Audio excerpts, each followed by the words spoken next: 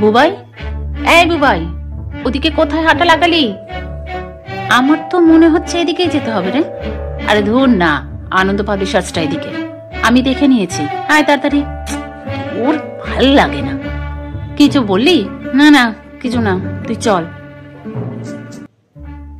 পিন্টু আর বুবাই আজকে বই মেলাতে এসেছে। না, বুবাইয়ের তেমন বইয়ের শখ নেই, বইটাই পড়তেও ভালো টালো বাসে না একদমই।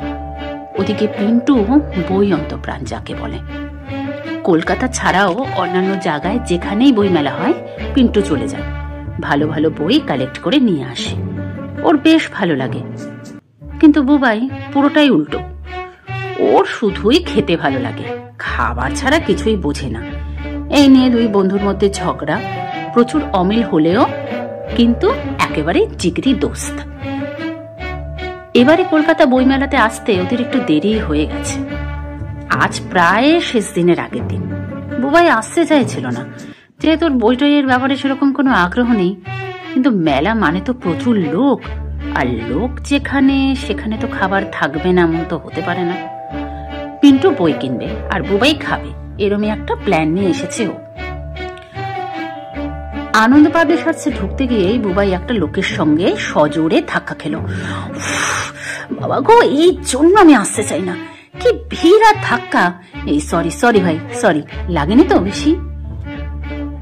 বুবাই মুখ তুলে দেখল একটা মধ্যবয়স্ক লোক, মুখে কাঁচা পাকা দাড়ি, মাথায় টুপি, হাতে অনেকগুলো প্লাস্টিক, যার মধ্যে স্বাভাবিকভাবেই অনেকগুলো বই কেনা আছে, আর অন্য হাতে বইমেলার ম্যাপ। দেখে বেশ শৌখিন মানুষই মনে হলো। না না, ঠিক আছে। পিন্টু ততক্ষণে ঢুকে গেছে স্টলে। বুবাই হেসে পাশ কাটিয়ে বেরিয়ে আসতে যাচ্ছিল, তখনই লোকটা বলে উঠল, ভাই একটু সাহায্য করবে? হ্যাঁ বলুন। এই যে 144 নম্বর স্টলটা খুঁজছি অনেকক্ষণ ধরে, কিন্তু না কিছুতেই পাচ্ছি না, একটু এই ম্যাপে দেখে দেবে? বুবাই প্রমাদ করল, এ তো মহা মুশকিল, ও তো এসব বোঝেও না। তার মধ্যে পিন্টুটাও ঢুকে গেছে স্টলের ভিতর। এই ভিড়ের মধ্যে খুঁজেও পাবে না, ফোন করলেও ফোনের শব্দ পাবে না, কি যে জ্বালা। ভাই, হ্যাঁ দিন, দেখে দিচ্ছি। আচ্ছা দিন। লোকটার হাত থেকে ম্যাপটা তো নিল, কিন্তু ছাতার মাথা কিছুই বুঝতে পারছে না। ভালো করে একবার চোখ বুলোতে বুলোতে ভাবলো, আচ্ছা এখানে খাবারের স্টলগুলো দেখা যায়? যদি যায় দেখি তো ফিশ ফ্রাইয়ের স্টলটা কোন দিকে। না, সেরকম কোনো একটা সুরাহা করতে পারলো না। ফিশ ফ্রাইয়ের না, 144 নম্বর স্টলেরও না। লোকটা উসকুস করছে। বুবাই এক মুহূর্ত ভেবে নিয়ে বলল, কাকু এই যে পাশের গলিটা, এখানে সোজা হেঁটে গেলেই পেয়ে যাবে। ধন্যবাদ ভাই, অনেক উপকার করলেন। আমার বন্ধুত্ব করতে খুব ভালো লাগে। আমার নম্বরটা দিয়ে রাখো, একদিন তোমাকে ফিশ ফ্রাই খাবো।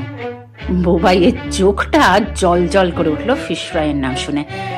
আহা, হ্যাঁ কাকু নিশ্চয়ই দিন। লোকটার নম্বর নিয়ে নিজের নাম তপন চক্রবর্তী জানিয়ে বুবাইয়ের দিকে দেখিয়ে যাওয়া রাস্তা দিয়ে চলে গেল। ঠিক তখনই পিঠে একটা হাতের স্পর্শ পেয়ে চমকে উঠল ও। পিছন ঘুরে দেখে পিন্টু। কি রে তুই, বই কিনলি? কিনবো, তোর কাণ্ড কারখানা দেখছিলাম এতক্ষণ। মানে আবার কি? দেখলাম যে তুই লোকটাকে ভুলভাল ডিরেকশন দিলি। এই খেয়েছে। আর তুই দাঁড়িয়ে দাঁড়িয়ে দেখলি, একবার তো আমাকে বলবি। এবার তো লোকটা আর আমাকে ফিশ ফ্রাইও খাওয়াবে না, নম্বরও নিয়েছে আমার। কি হবে? ফোন করে শিওর গাল দেবে।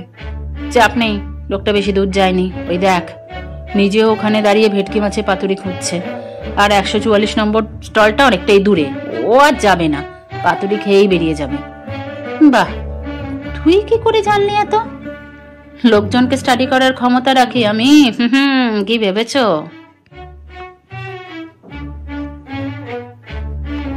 বাহ, তাহলে তো ফোন করে ফিশ ফ্রাই চাওয়াই যায়, কি বলিস? হ্যাঁ সে যায়, কিন্তু তার আগে বই কিনবো। সব শেষে তোর ফিশ ফ্রাই। চল, হে ঈশ্বর আমাকে বাঁচাও।